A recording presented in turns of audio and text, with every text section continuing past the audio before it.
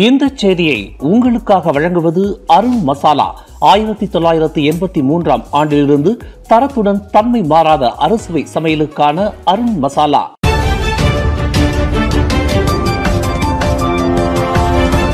வணக்கம். திசைகளின் ஒரு மணி செய்திகள். கல்வித்துறையில் பணக்காரர்களுக்கான உதவித்தொகை நிறுத்தப்படலாம். பிரதமர் டத்தோஸ்ரீ அன்வார் கோடி காட்டினார். கல்வித்துறையில் அரசாங்கம் வழங்கி வரும் உதவித்தொகை பணக்காரர்களுக்கு நிறுத்தப்படலாம் என்று பிரதமர் டத்தோஸ்ரீ அன்வார் இப்ராஹிம் கோடி காட்டியுள்ளார். வரும் அக்டோபர் 18 நாடாளுமன்றத்தில் தாக்கல் செய்யப்படவிருக்கும் 2025 ஆண்டுக்கான பட்ஜெட்டில் முன்னிலைப்படுத்தப்படவிருக்கும் முக்கிய விவகாரங்களில் இதுவும் ஒன்றாகும் என்று பிரதமர் குறிப்பிட்டார். அறிவியல் இடைநிலைப் பள்ளிகளில் பணக்காரர்கள் மற்றும் செல்வந்தர்களின் பிள்ளைகளும் பயில்கின்றனர். இதர மாணவர்களுடன் பணக்காரர்களின் பிள்ளைகளுக்கும் அரசாங்கம் உதவித்தொகை வழங்கி வருகிறது. இது மிகப்பெரிய செலவினமாக கருதப்படுகிறது என்று பிரதமர் தெரிவித்தார். அரசாங்கத்தின் உதவித்தொகை மற்றும் உதவி திட்டங்கள் அனைத்தும் சாமானிய மக்களை சென்றடைய வேண்டும்.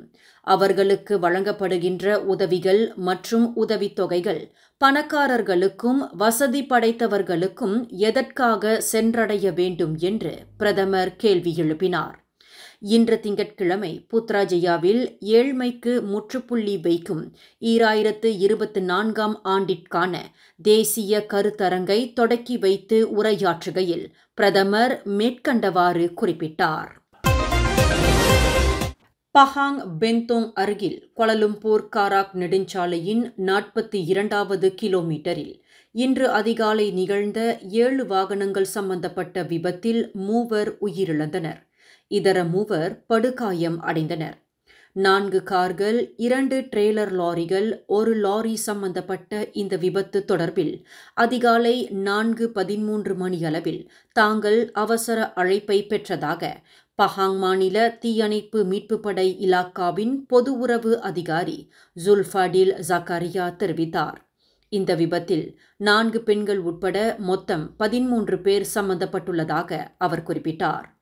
40 வயது முகமது ரிட்ஸ்வான் ஜுல்கஃப்லி, 39 வயது முகமது ஜைமி ஷரீஃப் மற்றும் 23 வயது முகமது அசீசு ஃபிட்ரி முகமது ஜைரி ஆகிய 3 ஆடவர்கள் இந்த விபத்தில் மாண்டதாக அடையாளம் கூறப்பட்டது. மேலும் 3 ஆடவர்களும் 2 பெண்களும் கடும் காயங்களுக்கு ஆளாகிய வேளையில் இதர 5 காயமின்றி உயிர் தப்பியதாக அவர் குறிப்பிட்டார். கோலாலம்பூர் ஹோட்டல் ஒன்றில் 6 துப்பாக்கிகள் மற்றும் 200 தோட்டாக்களுடன் பிடிபட்ட இஸ்ரேலிய நாட்டை சேர்ந்த எவிட்டன் ஷாலோன் என்பவருக்கு எதிரான வழக்கு விசாரணை அடுத்த ஆண்டு ஜனவரி கோலாலம்பூர் செஷன்ஸ் நீதிமன்றத்தில் தொடங்குகிறது. அந்த இஸ்ரேலிய பிரஜை எதற்காக நாட்டிற்குள் நுழைந்தார், அவருக்கு எவ்வாறு 6 துப்பாக்கிகளும் 200 தோட்டாக்களும் கிடைத்தன மற்றும் அவரின் நோக்கம்தான் என்ன என்ற கேள்விகளுக்கு ஜனவரியில் நடைபெறும் வழக்கு விசாரணையின் போது விடை காண முடியும் என்று எதிர்பார்க்கப்படுகிறது. 38 வயதுடைய அந்த இஸ்ரேலிய பிரஜைக்கு எதிரான வழக்கு விசாரணை ஜனவரி 6 முதல் 9 வரை நடைபெறும் என்று இன்று நீதிமன்றத்தில் தெரிவிக்கப்பட்டது. இந்த வழக்கில் அரசு தரப்பில் 30 சாட்சிகளை நீதிமன்றத்தில் முன்னிலைப்படுத்தவிருப்பதாக துணை பப்ளிக் ப்ராசிக்யூட்டர் முகமது முஸ்தபா குன்யாலாம் தமது விண்ணப்பத்தில் தெரிவித்தார். அமெரிக்க மத்திய வங்கியின் வட்டி விகித குறைப்பு தொடரும் பட்சத்தில் ரிங்கிட் மதிப்பு இந்த ஆண்டு இறுதியில் ஓர் அமெரிக்க டாலருக்கு நிகராக 3 ரிங்கிட் 80 காசாக இருக்கும் என்று எதிர்பார்க்கப்படுகிறது.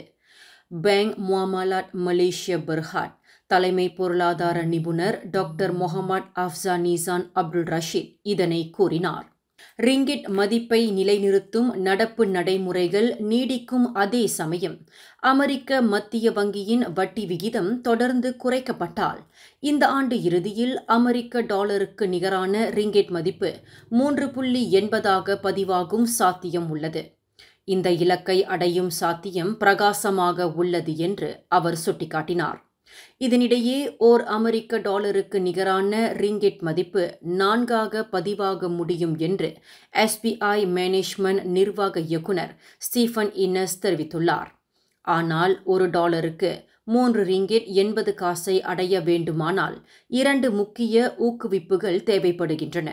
அவற்றில் ஒன்று அமெரிக்க பொருளாதாரத்தின் வளர்ச்சி, இன்னொன்று சீனாவின் சொத்துடைமை சந்தையின் உண்மையான எழுச்சியாகும். இந்த 2 அம்சங்களும் இல்லையெனில் ரிங்கிட் மதிப்பு நிச்சயமற்றதாக அமையும் என்று அவர் குறிப்பிட்டார். மக்கோத்தா சட்டமன்ற இடைத்தேர்தலில் பரிசான் நேஷனல் வெற்றி பெற்ற நிலையில் ஜொஹூர் மாநிலத்தில் ஒற்றுமை அரசாங்கம் அமைக்கப்பட வேண்டுமா இல்லையா என்பதை காலம் முடிவு செய்யட்டும் என அம்னோ உதவி தலைவர் டத்தோசரி முகமது காலிட் நூர்டின் கருத்துரைத்துள்ளார். முன்னதாக ஜொஹூர் மாநிலத்தில் தேசிய முன்னணியின் பக்கத்தான் ஹரப்பான் கூட்டணியும் இணைந்திருக்க வேண்டும் என ஒரு சில தரப்பினர் முன்வைத்த வலியுறுத்தல்கள் தொடர்பில் எழுப்பப்பட்ட கேள்விக்கு காலிட் நூர்டின் மேற்கண்டவாறு பதில் கூறினார். ஜொஹூர் மாநிலத்தை பொறுத்தவரையில் தற்போது பரிசான் நேஷனலும் பக்கத்தான் ஹரப்பானும் இன்னும் ஆழமாக புரிந்து கொள்வது அவசியமாகின்றது.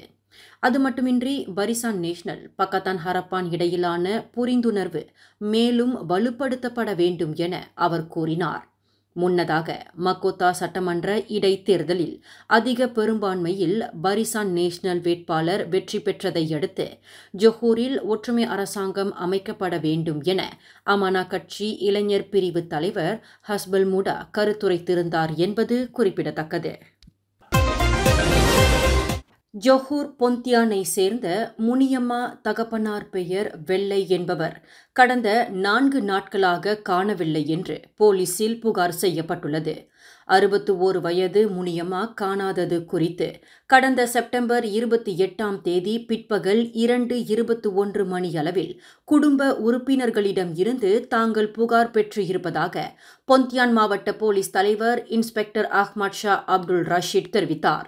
முனியம்மாவை ஆக கடைசியாக குடும்ப உறுப்பினர்கள் பார்த்தது கடந்த அக்டோபர் 26ஆம் தேதி காலை 7 மணி அளவில் எண் 84 ஆமான் ரம்பா பொந்தியான் என்ற முகவரியில் உள்ள அவரின் வீட்டில் ஆகும் என்று புகாரில் தெரிவிக்கப்பட்டுள்ளது என்று இன்ஸ்பெக்டர் அஹ்மத் குறிப்பிட்டார். 160 சென்டிமீட்டர் உயரம், 80 கிலோ எடை கொண்ட முனியம்மாவை பார்த்தவர்கள் அருகில் உள்ள போலீஸ் நிலையத்துடன் தொடர்பு கொள்ளுமாறு அவர் கேட்டுக்கொண்டார். ஜொஹூர் பெர்மாய் மனநல மருத்துவமனையில் முனியம்மா சிகிச்சை பெற்று வந்ததாகவும் தெரியவந்துள்ளது.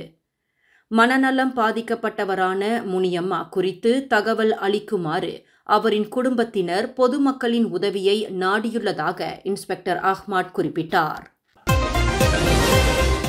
நகரி சம்பிலான் ஜலான் குவாலபிலா தம்பின் சாலையின் 21வது கிலோமீட்டரில் 4 பயணம் செய்த கார் விபத்துக்குள்ளானதில் தந்தையும் மகனும் உயிரிழந்தனர்.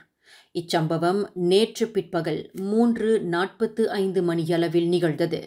இதில் 64 வயது தந்தையும் 31 வயது மகனும் உயிரிழந்ததாக குவாலபிலா மாவட்ட போலீஸ் தலைவர் சூப்பரிண்டென்டன்ட் அம்ரான் முகமது கானி தெரிவித்தார். 4 பயணம் செய்த பரோடுவா அக்ஸியா கார் வேக கட்டுப்பாட்டை இழந்து ஆற்றுப்பாலத்தில் தூணில் மோதியதாக பூர்வாங்க விசாரணையில் தெரியவந்துள்ளது என்று அவர் குறிப்பிட்டார். இதில் காரை செலுத்திய தந்தையும் அவரின் அருகில் அமர்ந்திருந்த மகனும் சம்பவ இடத்திலேயே மாண்டனர்.